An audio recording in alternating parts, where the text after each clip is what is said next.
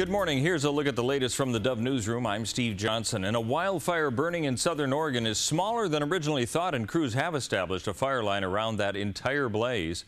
Oregon Department of Forestry says the Cleveland Ridge fire has burned 530 acres, 17% less than the initial estimate. The fire is burning in grass, brush, and mixed-age conifer forest. Investigators believe the fire was started by humans. Meantime, the grade fire outside Wairika threatening 150 structures at 710 acres and is now 60% contained. All evacuations have been lifted. Two nearby residences were also victim to a house fire that broke out just before 10 a.m. on Lawnridge Street near Keene Way. Medford Fire and Rescue, along with Fire District 3 and Medford Police, fully responded to an involved structure fire. Bystanders commented that they saw with a burnt hand and fled the scene. There were no reported injuries at the site of the three dwellings. Several animals that were at the home by themselves did get out and were returned to their owners. A Berkeley Street neighbor, Christopher Cutts, describes finding out his neighbor's fire, a house that is caught onto his house on fire as well.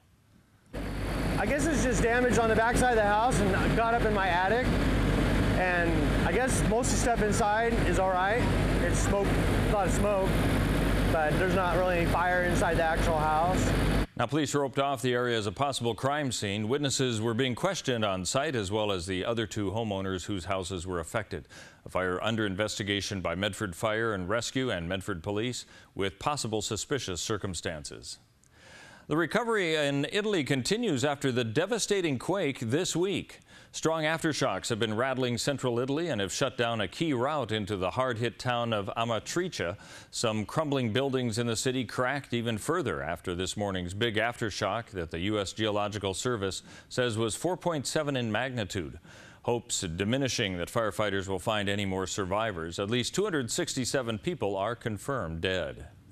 After several rounds of applications, interviews, meetings, and more interviews, one candidate has been selected and rejected, and the Medford City Council now deciding on a new city manager.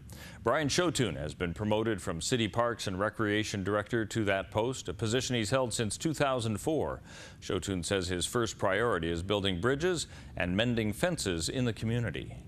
Well, I think reaching back out to the community, the business community, the chamber, folks like that we may have had a little bit of a disagreement over the last few years over different things, but building relationships to me is the biggest thing.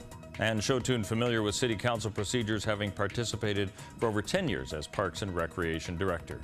Let's take a look now at the weather scene as we head into this weekend and what we can expect. Sunny skies for Northern California and Wairika, a high today and tomorrow of 96 and down to 93 on Monday. Could drop even further to 86 on Tuesday.